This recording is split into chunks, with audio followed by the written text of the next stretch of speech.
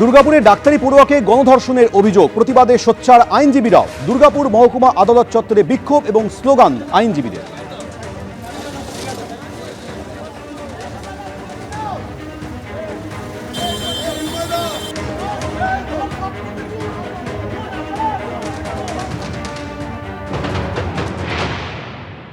দুর্গাপুরে গণধর্ষণের প্রতিবাদে এবারে আইনজীবীরা রীতিমতো আদালত চত্বরে স্লোগান দিচ্ছেন।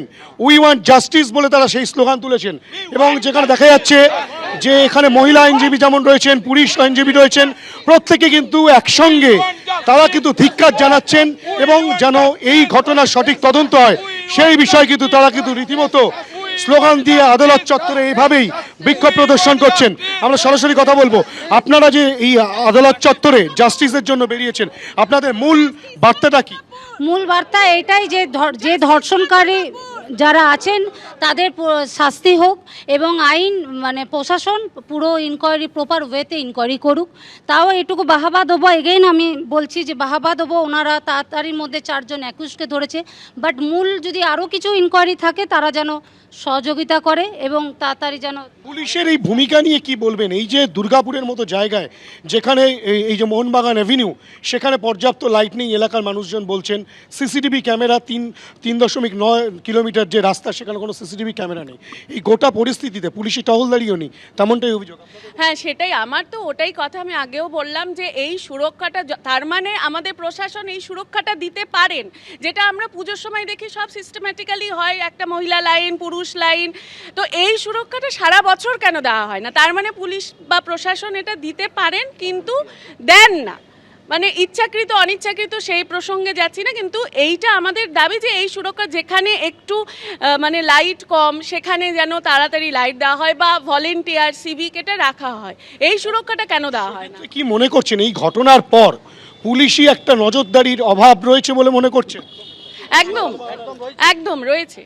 এটা যেই সমস্ত জায়গাগুলোতে এই ধরনের স্টুডেন্টরা আছে বা যেই সমস্ত জায়গাতে একটু আমাদের লাইট বলুন বা কমিউনিকেশনের একটু কমতি আছে, সেই সমস্ত জায়গায় তো পুলিশের সুরক্ষাটা একটু বেশি দেওয়া উচিত। দুর্গাপুর আদালতের আইনজীবীরা দাবি করছেন যে দোষীদের যেন উপযুক্ত শাস্তি হয়। ইতিমধ্যে পুলিশ 5 জনকে গ্রেপ্তার করেছে, এর আগে 3 জনকে গ্রেপ্তার করা হয়েছিল, আজ আরও 2 জনকে গ্রেপ্তার করা হয়েছে। এই ধৃত 2 জনের নাম শেখ নাসিরুদ্দিন এবং শফিকুল শেখ।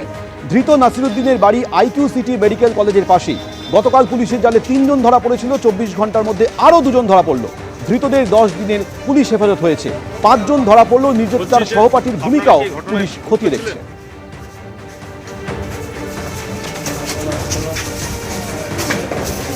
তোমার কোথা থেকে ধরেছে? দুর্গাপুর কাণ্ডের প্রতিবাদে কলেজ স্ট্রিটে বিক্ষোভ দেখালো ABVP। অখিল ভারতীয় বিদ্যার্থী পরিষদের তরফে কলেজ স্ট্রিটে বিক্ষোভ দেখানো হয়।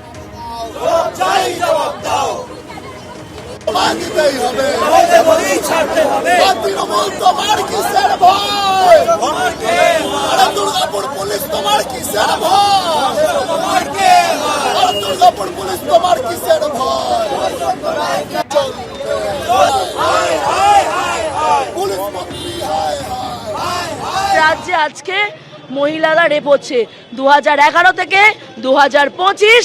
2012-তে আমরা দেখেছি পার্ক স্ট্রিট, যেখানে বলেছিলেন মেয়েটার যখন পার্ক স্ট্রিটে মেয়েটিকে ধর্ষণ করা হয় সেখানে তার চরিত্রের দিকে যেমন আঙুল তুলেছে, সেখানে 25 এসে দেখলাম দুর্গাপুর ঘটনা।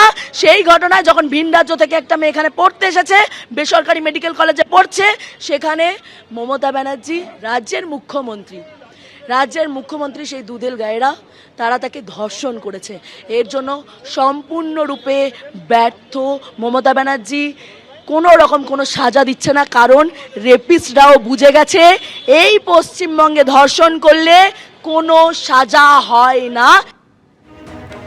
কলকাতার পাশাপাশি কোচবিহারও বিক্ষোভে। আপনারা জানেন যে এই ঘটনার পর থেকে দিকে দিকে বিজেপির তরফ থেকে বিক্ষোভ দেখানো হয়। কোচবিহারও এই বিক্ষোভকে কেন্দ্র করে তুলকালাম পরিস্থিতি। তুফানগঞ্জ দেখছেন তৃণমূলের সঙ্গে বিজেপি কর্মীদের হাতাহাতি, ধস্তাধস্তি।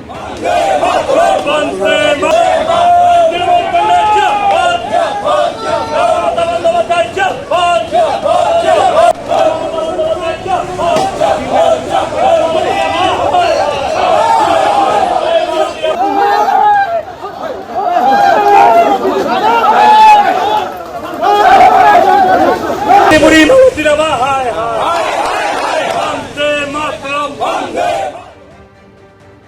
ডাক্তারি পড়ুয়াকে গণধর্ষণের অভিযোগ। এবার দুর্গাপুর যাচ্ছেন রাজ্যপাল সিভি আনন্দ বোস। তিনি বললেন, এটি কোনো প্রথম ঘটনা নয়, এমন ঘটনা আগেও ঘটেছে। দোষীদের কঠোর শাস্তি হোক, সরব সিভি আনন্দ বোস। আইন শৃঙ্খলা রক্ষার দায়িত্ব পুলিশের, কোথাও ঘাটতি রয়ে যাচ্ছে। বিষয়টিকে অত্যন্ত গুরুত্বের সঙ্গে দেখা দরকার।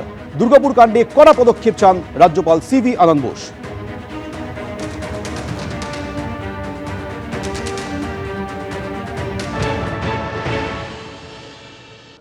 What has happened there is something which shocks all of us. And this is not the first instance. Such instances shall not repeat in Bengal at all.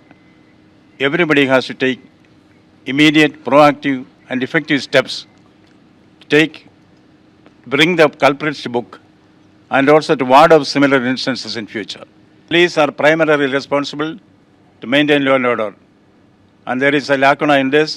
This has to be looked into seriously and action has to be taken.